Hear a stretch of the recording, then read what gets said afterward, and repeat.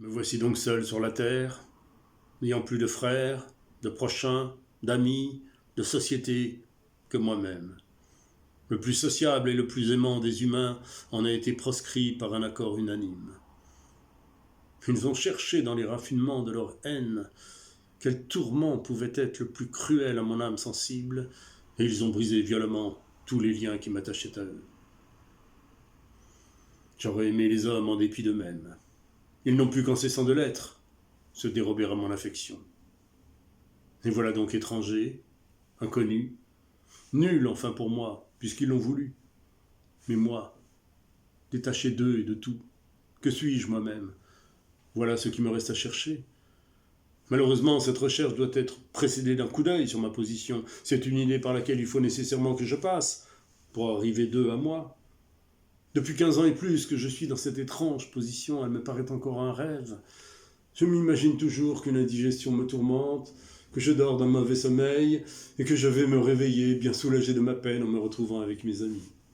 Oui, sans doute, il faut que j'aie fait, sans que je m'en aperçusse, un saut de la veille au sommeil, ou plutôt de la vie à la mort.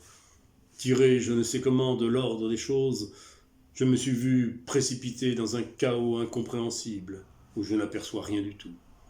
Et plus je pense à ma situation présente, et moins je puis comprendre où je suis. Mais comment aurais-je pu prévoir le destin qui m'attendait? Comment le puis-je concevoir encore aujourd'hui que j'y suis livré?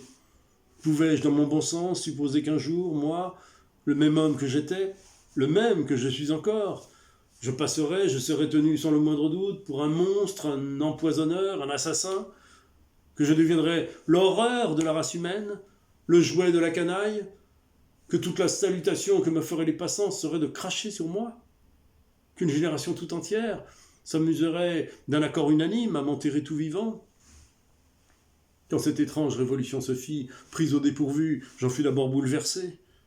Mes agitations, mon indignation me plongèrent dans un délire qui n'a pas eu trop de 10 ans pour se calmer.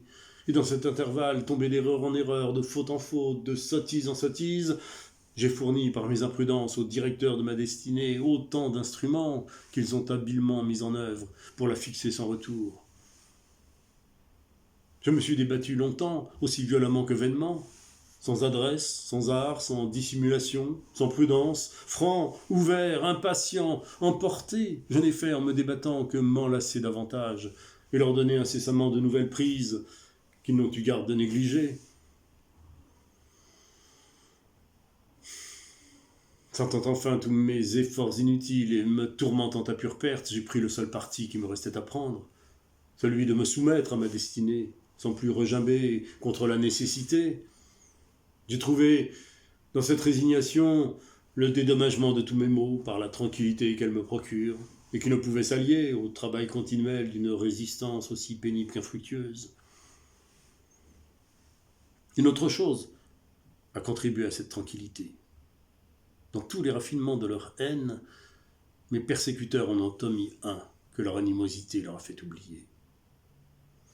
C'était d'en graduer si bien les effets qu'ils pussent entretenir et renouveler mes douleurs sans cesse en me portant toujours quelque nouvelle atteinte. S'ils avaient eu l'adresse de me laisser quelques lueurs d'espérance, ils me tiendraient encore par là. Ils pourraient faire encore de moi leur jouet par quelque faux leurre, et me navrer ensuite d'un tourment toujours nouveau par mon attente déçue. Mais ils ont d'avance épuisé toutes leurs ressources.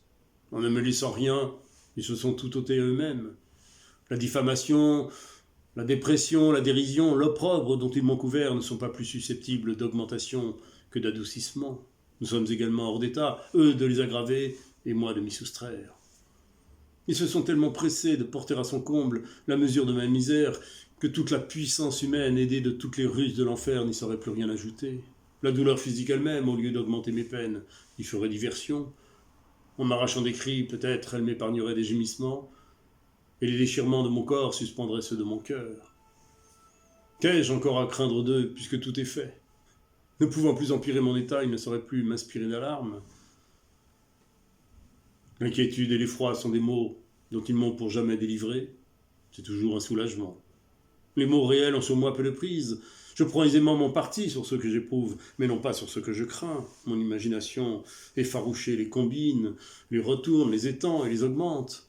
Leur attente me tourmente 100 fois plus que leur présence, et la menace m'est plus terrible que le coup.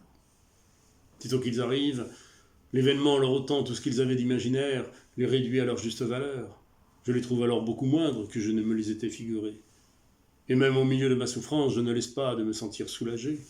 Dans cet état, affranchi de toute nouvelle crainte et délivré de l'inquiétude de l'espérance, la seule habitude suffira pour me rendre de jour en jour plus supportable une situation que rien ne peut empirer. Et à mesure que le sentiment s'en émousse par la durée, ils n'ont plus de moyens de le ranimer. Voilà le bien que m'ont fait mes persécuteurs en épuisant sans mesure tous les traits de leur animosité. Ils se sont ôtés sur moi tout empire, mais je puis désormais me moquer d'eux. Il n'y a pas de mois encore qu'un plein calme est rétabli dans mon cœur. Depuis longtemps, je ne craignais plus rien, mais j'espérais encore. Et cet espoir, tantôt bercé, tantôt frustré, était une prise par laquelle 1000 passions diverses ne cessaient de m'agiter. Un événement aussi triste qu'imprévu vient enfin d'effacer de mon cœur ce faible rayon d'espérance et m'a fait voir ma destinée fixée à jamais sans retour ici-bas. Dès lors, je me suis résigné sans réserve et j'ai retrouvé la paix. Sitôt que j'ai commencé d'entrevoir la trame dans toute son étendue, j'ai perdu pour jamais l'idée de ramener de mon vivant le public sur mon compte. Et même ce retour, ne pouvant plus être réciproque, me serait désormais bien inutile.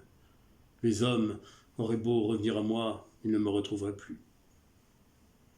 Avec le dédain qu'ils m'inspirent, leur commerce me serait insipide, et même à charge. Je suis 100 fois plus heureux dans ma solitude que je ne pourrais l'être en vivant avec eux.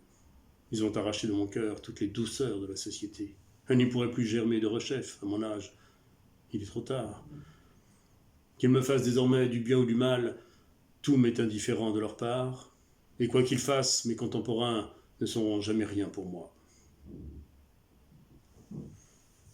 Voilà, c'était le début de la première promenade des rêveries du promeneur solitaire de Jean-Jacques Rousseau. Son dernier livre, qu'il a écrit à la toute fin de sa vie, entre 1776 et 1778. Il est mort le 2 juillet 1778, et ce livre, Les Rêveries, sera publié de façon posthume donc en 1782.